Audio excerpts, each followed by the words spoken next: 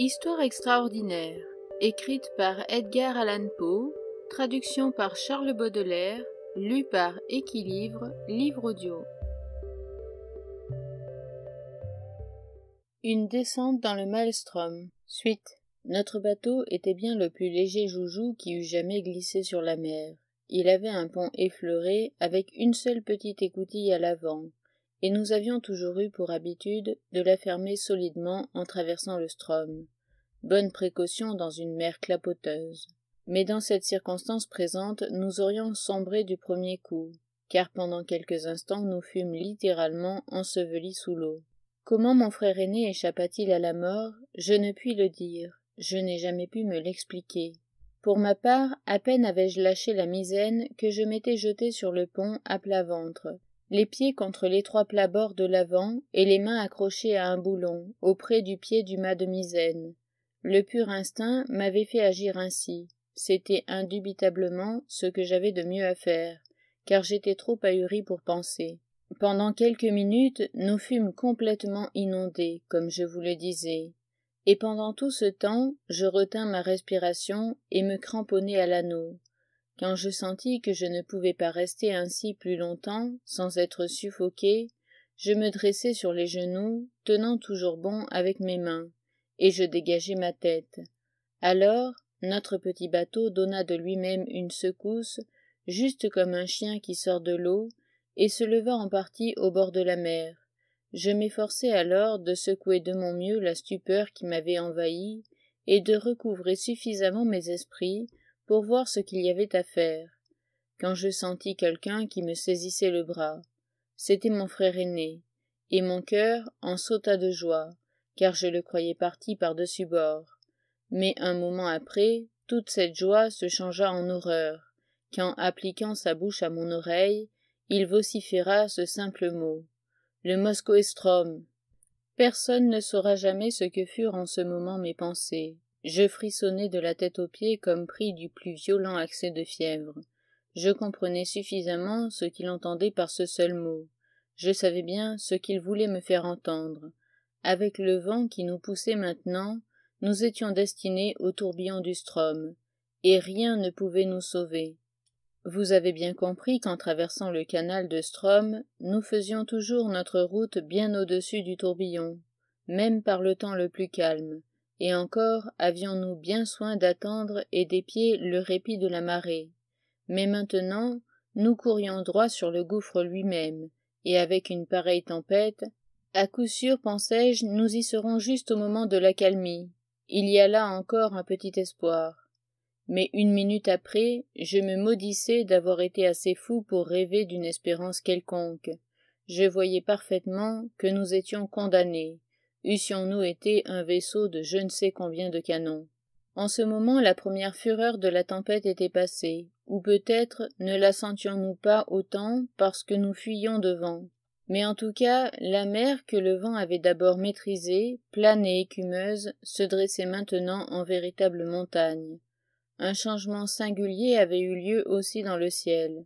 Autour de nous, dans toutes les directions, il était toujours noir comme de la poix, mais presque au-dessus de nous, il s'était fait une ouverture circulaire, un ciel clair, ciel comme je ne l'ai jamais vu, d'un bleu brillant et foncé, et à travers ce trou resplendissait la pleine lune, avec un éclat que je ne lui avais jamais connu. Elle éclairait toute chose autour de nous avec la plus grande netteté. Mais grand Dieu, quelle scène à éclairer! Je fis un ou deux efforts pour parler à mon frère, mais le vacarme, sans que je puisse m'expliquer comment, s'était accru à un tel point que je ne pus lui faire entendre un seul mot, bien que je criasse dans son oreille de toute la force de mes poumons. Tout à coup, il secoua la tête, devint pâle comme la mort, et leva un de ses doigts, comme pour me dire « Écoute ». D'abord, je ne compris pas ce qu'il voulait dire, mais bientôt, une épouvantable pensée se fit jour en moi. Je tirai ma montre de mon gousset, elle ne marchait pas. Je regardai le cadran au clair de la lune, et je fondis en larmes en la jetant au loin dans l'océan. Elle s'était arrêtée à 7 heures. Nous avions laissé passer le répit de la marée, et le tourbillon du Strom était dans sa pleine furie. Quand un navire est bien construit, proprement équipé et pas trop chargé, les lames par une grande brise, et quand il est au large, semblent toujours s'échapper de dessous sa quille, ce qui paraît très étrange à un homme de terre, et ce qu'on appelle, en langage de bord, chevaucher, riding. Cela allait bien tant que nous grimpions lestement sur la houle, mais actuellement, une mer gigantesque venait nous prendre par notre arrière et nous enlever avec elle, haut, haut, comme pour nous pousser jusqu'au ciel. Je n'aurais jamais cru qu'une lame pût monter si haut. Puis nous descendions en faisant une courbe, une glissade, un plongeon, qui me donnait la nausée et le vertige, comme si je tombais en rêve du haut d'une immense montagne. Mais du haut de la lame, j'avais jeté un rapide coup d'œil autour de moi, et ce seul coup d'œil avait suffi. Je vis exactement notre position en 1 seconde.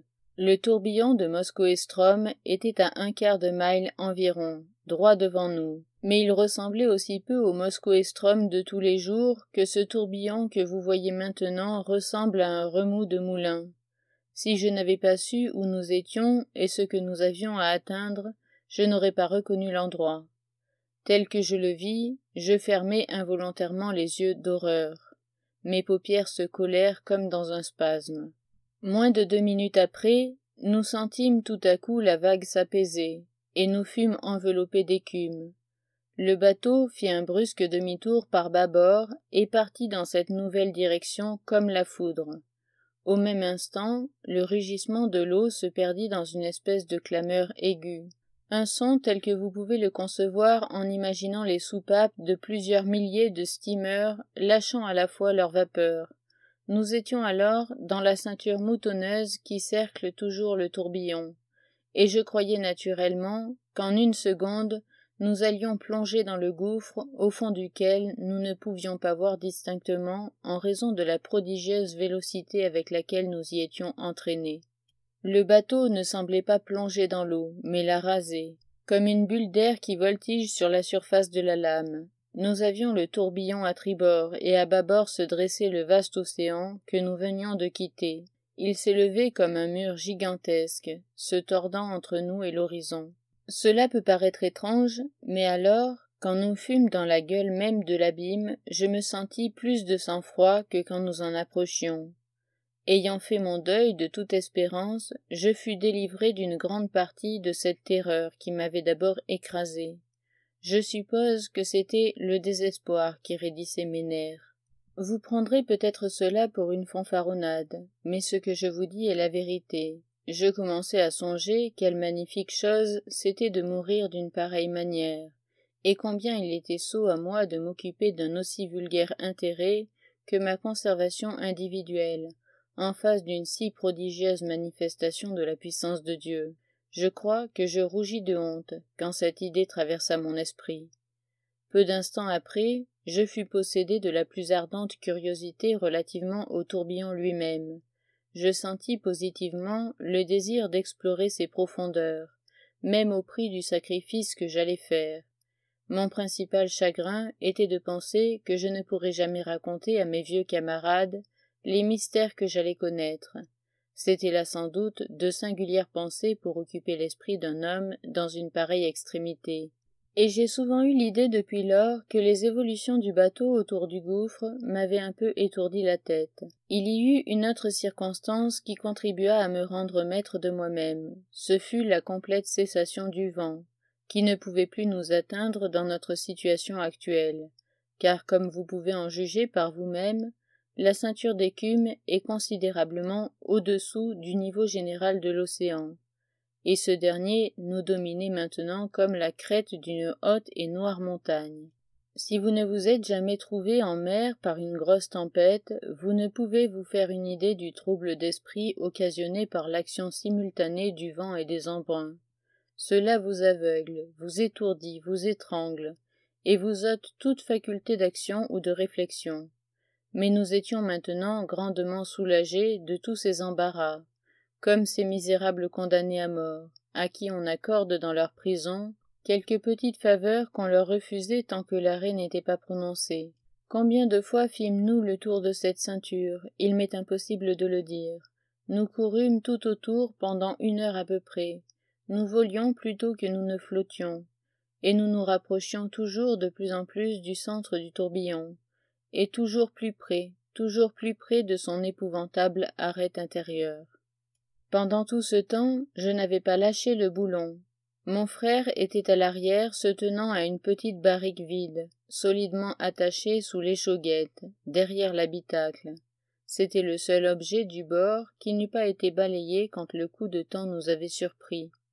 Comme nous approchions de la margelle, de ce puits mouvant, il lâcha le baril et tâcha de saisir l'anneau que, dans l'agonie de sa terreur, il s'efforçait d'arracher de mes mains, et qui n'était pas assez large pour nous donner sûrement prise à tous deux. Je n'ai jamais éprouvé de douleur plus profonde que quand je le vis tenter une pareille action, quoique je visse bien alors qu'il était insensé, et que la pure frayeur en avait fait un fou furieux. Néanmoins je ne cherchais pas à lui disputer la place, je savais bien qu'il importait fort peu à qui appartiendrait l'anneau. Je lui laissai le boulon, et m'en allai au baril de l'arrière. Il n'y avait pas grande difficulté à opérer cette manœuvre, car le semac filé en rond, avec assez d'aplomb et assez d'adroit sur sa quille, poussé quelquefois çà et là par les immenses houles et les bouillonnements du tourbillon.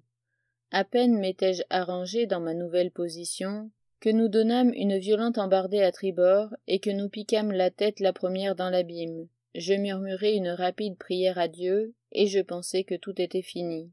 Comme je subissais l'effet douloureusement nauséabond de la descente, je m'étais instinctivement cramponné au baril avec plus d'énergie, et j'avais fermé les yeux.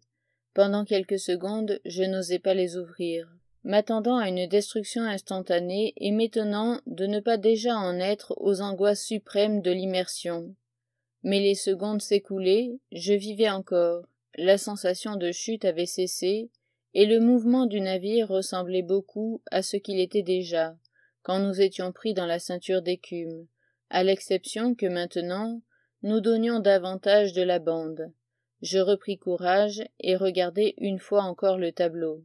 Jamais je n'oublierai les sensations d'effroi, d'horreur et d'admiration que j'éprouvai en jetant les yeux autour de moi. Le bateau semblait suspendu comme par magie, à mi-chemin de sa chute, sur la surface intérieure d'un entonnoir d'une vaste circonférence, d'une profondeur prodigieuse et dont les parois admirablement polies auraient pu être prises pour de l'ébène, sans l'éblouissante vélocité avec laquelle elle pirouettait et l'étincelante et horrible clarté qu'elle répercutait sous les rayons de la pleine lune, qui, de ce trou circulaire que j'ai déjà décrit, ruisselait en un fleuve d'or et de splendeur, le long des murs noirs, et pénétrait jusque dans les plus intimes profondeurs de l'abîme. D'abord, j'étais trop troublé pour observer n'importe quoi avec quelque exactitude. L'explosion générale de cette magnificence terrifique était tout ce que je pouvais voir. Néanmoins, quand je revins un peu à moi, mon regard se dirigea instinctivement vers le fond. Dans cette direction, je pouvais plonger ma vue sans obstacle, à cause de la situation de notre semac, qui était suspendu sur la surface inclinée du gouffre. Il courait toujours sur sa quille, c'est-à-dire que son pont formait un plan parallèle à celui de l'eau, qui faisait comme un talus incliné à plus de 45 degrés, de sorte que nous avions l'air de nous soutenir sur notre côté. Je ne pouvais m'empêcher de remarquer toutefois que je n'avais guère plus de peine à me retenir des mains et des pieds dans cette situation que si nous avions été sur un plan horizontal, et cela tenait, je suppose, à la vélocité avec laquelle nous tournions. Les rayons de la lune semblaient chercher le fin fond de l'immense gouffre. Cependant, je ne pouvais rien distinguer nettement, à cause d'un épais brouillard qui enveloppait toute chose, et sur lequel planait un magnifique arc-en-ciel, semblable à ce pont étroit et vacillant que les musulmans affirment être le seul passage entre le temps et l'éternité. Ce brouillard ou cette écume était sans doute occasionné par le conflit des grands murs de l'entonnoir, quand ils se rencontraient et se brisaient au fond.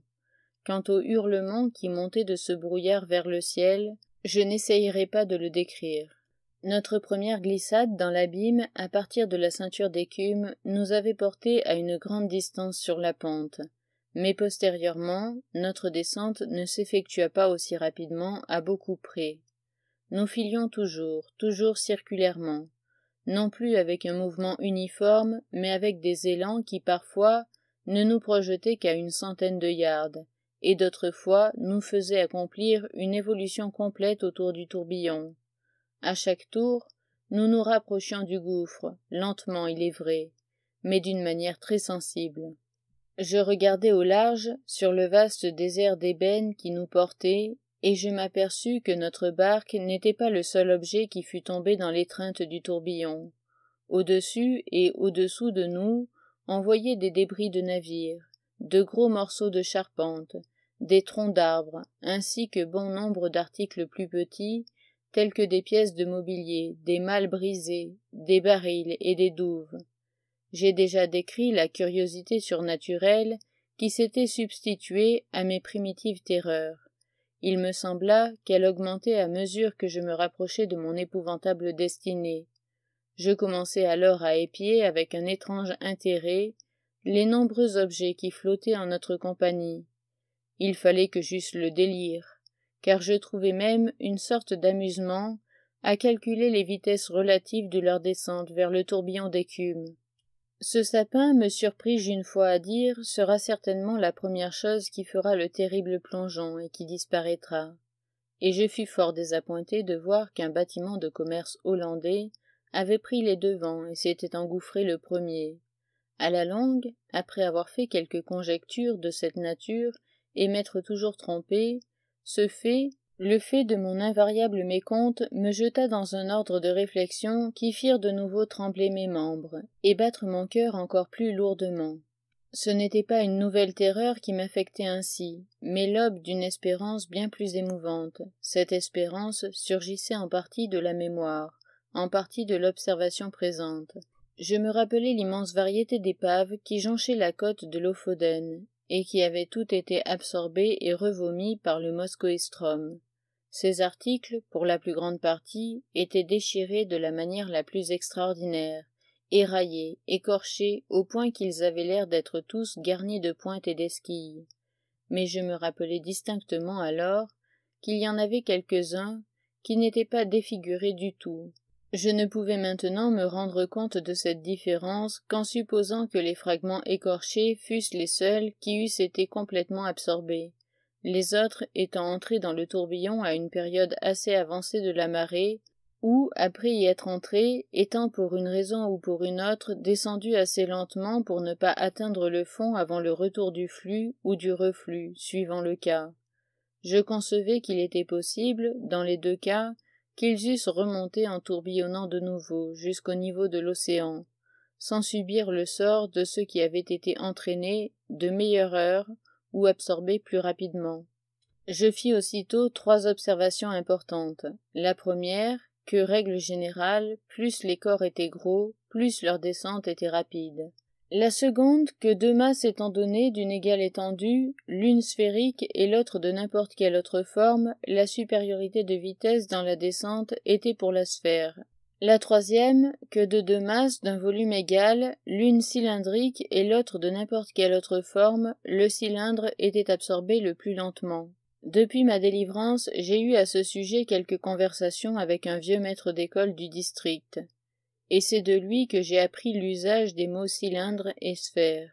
Il m'a expliqué, mais j'ai oublié l'explication, que ce que j'avais observé était la conséquence naturelle de la forme des débris flottants, et il m'a démontré comment un cylindre, tournant dans un tourbillon, présentait plus de résistance à la succion et était attiré avec plus de difficulté qu'un corps d'une autre forme quelconque et d'un volume égal. Il y avait une circonstance saisissante qui donnait une grande force à ces observations et me rendait anxieux de les vérifier. C'était qu'à chaque révolution, nous passions devant un baril, ou devant une vergue, ou un mât de navire, et que la plupart de ces objets nageant à notre niveau quand j'avais ouvert les yeux pour la première fois sur les merveilles du tourbillon étaient maintenant situés bien au-dessus de nous et semblaient n'avoir guère bougé de leur position première. Je n'hésitai pas plus longtemps sur ce que j'avais à faire. Je résolus de m'attacher avec confiance à la barrique que je tenais toujours embrassée, de larguer le câble qui la retenait à la cage et de me jeter avec elle à la mer. Je m'efforçai d'attirer par signe l'attention de mon frère sur les barils flottants auprès desquels nous passions, et je fis tout ce qui était en mon pouvoir pour lui faire comprendre ce que j'allais tenter. Je crus, à la longue, qu'il avait deviné mon dessein.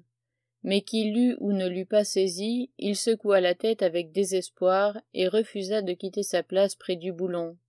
Il m'était impossible de m'emparer de lui, la conjecture ne permettait pas de délai.